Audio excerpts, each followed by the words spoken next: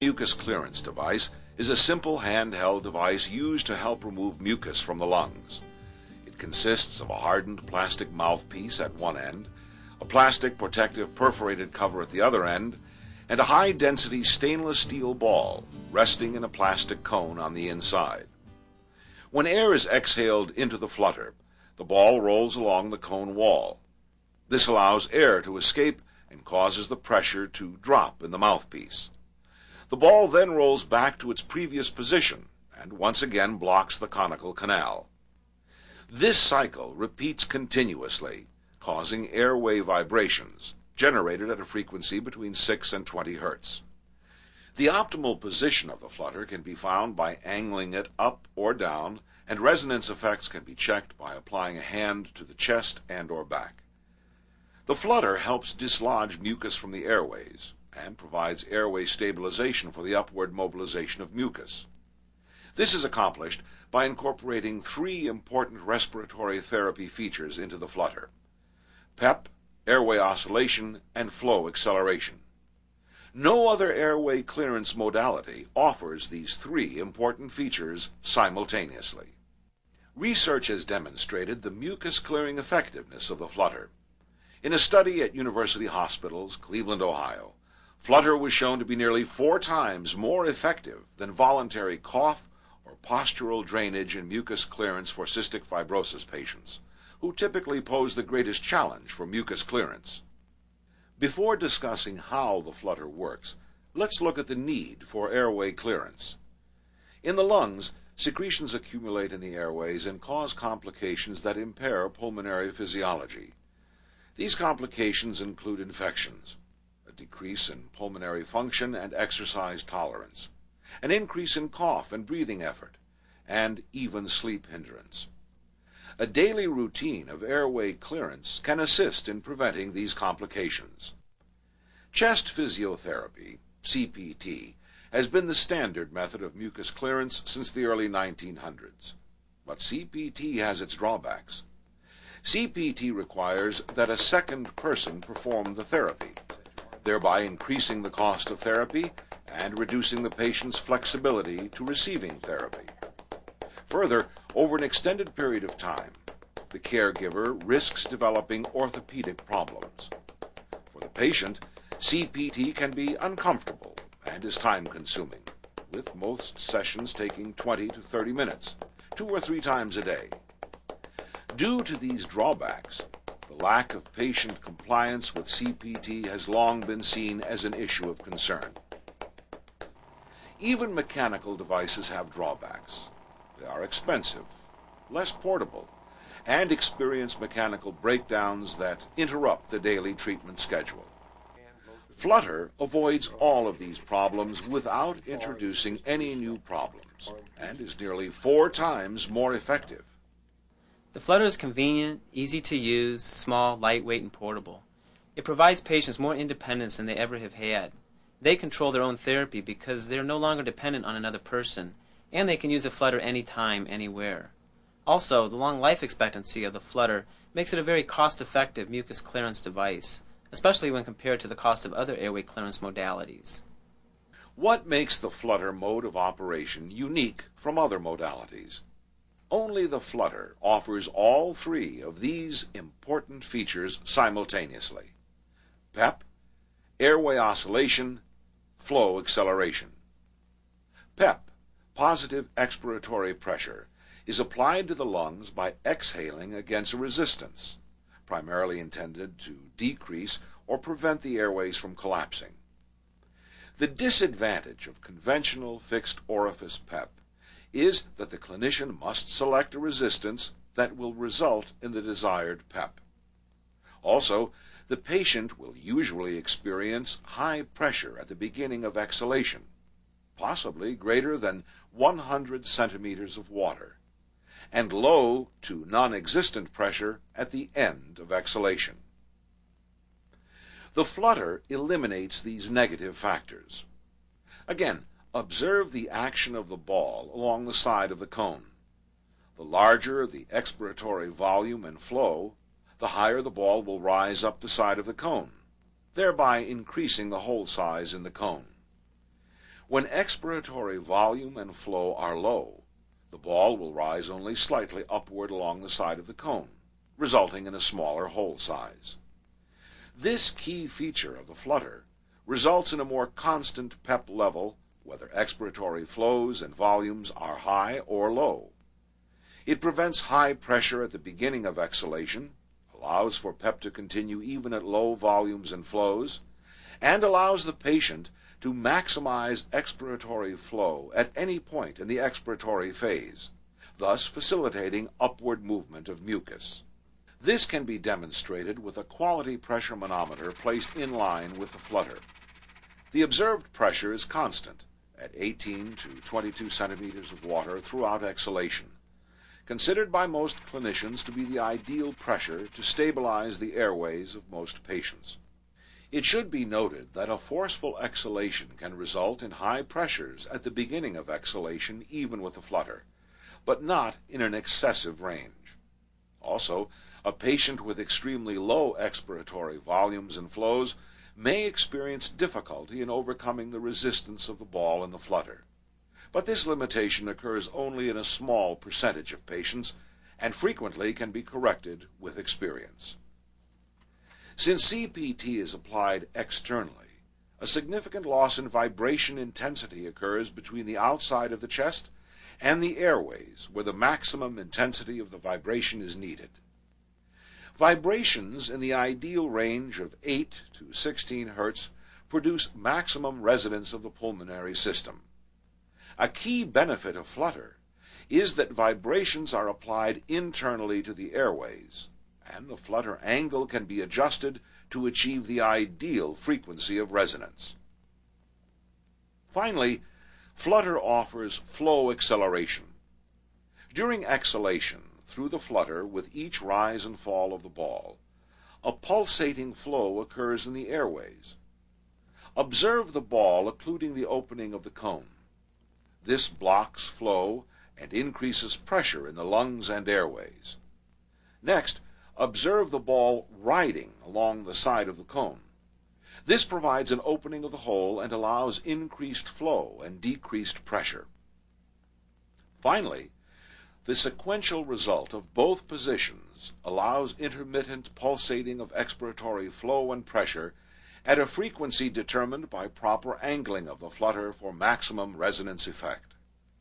With each rise and fall of the ball, the action of the flutter simulates a series of mini-coughs that vibrate mucus from the airways. In summary, the flutter offers PEP, airway oscillation, and flow acceleration. No other airway clearance technique offers all of these important features simultaneously. Following, you will observe the actual mobilization and upward movement of mucus during a bronchoscopy procedure of 2 flutter exhalations. The scope has been positioned in the distal left main stem bronchus of a patient with cystic fibrosis. You will first observe the open airways and then an audible flutter exhalation followed by airway vibration, the upward mobilization of mucus, and finally, the patient's spontaneous cough.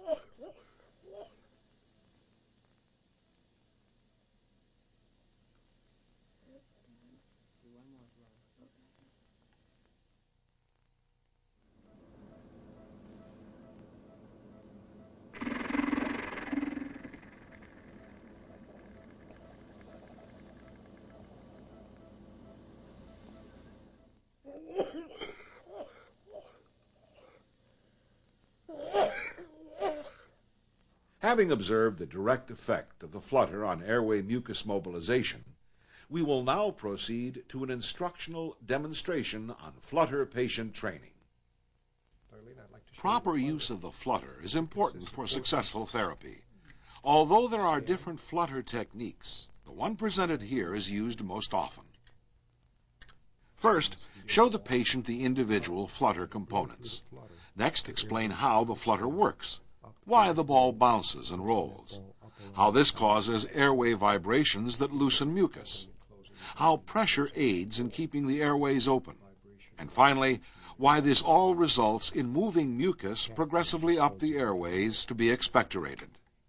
Next, show the patient how to properly position the flutter to maximize the fluttering sensation in the chest. Demonstrate the importance of verifying that the cap is secure and of not covering the expiratory holes. A trial breath through the flutter allows the patient to feel the fluttering sensation. Anticipate the patient's reaction to a tickling sensation or a cough. Keep the patient encouraged with compliments and reassurance throughout the training. During the initial breaths, instruct the patient on the importance of posture, being relaxed, and keeping the cheeks stiff to prevent the loss of oscillation going to the lungs. As the patient experiences the first few breaths through the flutter, ask if the fluttering sensation is being felt. Explain the importance of determining the angle that gives the strongest fluttering sensation. Instruct the patient to slowly inhale to approximately 3/4 of a full breath. Place the flutter in the mouth with lips closed around the stem. Position the flutter at the proper angle. Perform a 2 to 3 second breath hold. Then exhale through the flutter at a reasonably fast but not too forceful speed. Exhaling too fast and too forcefully at this point should be avoided. Have the patient concentrate on feeling the airways vibrate. Continue to exhale through the flutter to a level slightly further than one would exhale during normal breathing without the flutter. At this point, the urge to cough should be suppressed. Have the patient repeat this breathing technique for another 5 to 10 breaths to loosen and mobilize as much mucus as possible. The mucus moves further up the airways with each flutter exhalation. Emphasize to the patient the importance of inhaling slowly, holding the breath 2 to 3 seconds, and suppressing the urge to cough. Now the patient is ready for stage 2, mucus elimination. Have the patient perform 1 or 2 additional breaths through the flutter. This time, breathe in slowly and as fully as comfortably possible. Really fill the lungs with air. Again, hold the breath for 2 to 3 seconds. Now, have the patient exhale forcefully through the flutter as completely as comfortably possible. This forceful exhalation moves mucus up to a level in the lungs that triggers a cough. However, if the mucus is not easily coughed out following 1 or 2 elimination breaths, the patient should attempt a huff maneuver, like trying to puff a breadcrumb out of the throat. The standard series of 5 to 10 mucus-loosening breaths with cough suppression, followed by 1 or 2 mucus elimination breaths with cough, should result in successful airway clearance. If your patient is new to flutter therapy or has particularly thick mucus, it may take multiple repetitions of stage 1 mucus loosening and mobilization before performing stage 2, mucus elimination. Several trials may be necessary to determine the appropriate number of breaths needed in each stage for individual patients. Flutter therapy is complete when no further mucus can be expectorated following several diligent sequences. Although flutter is a more goal-based than time-based therapy, experience has shown that successful clearing of the airways for most patients will occur in approximately 5 to 15 minutes. Frequency of use and duration of each session should be determined by a healthcare professional. Generally, morning and late afternoon or evening sessions are recommended. Patients can avoid becoming overly tired by adding a session instead of extending any one session to a point of discomfort. Remember, the goal of airway clearance therapy is to comfortably and efficiently remove as much mucus as possible. The flutter will assist your patients in achieving this goal. Most patients find flutter alone sufficient to clear airways.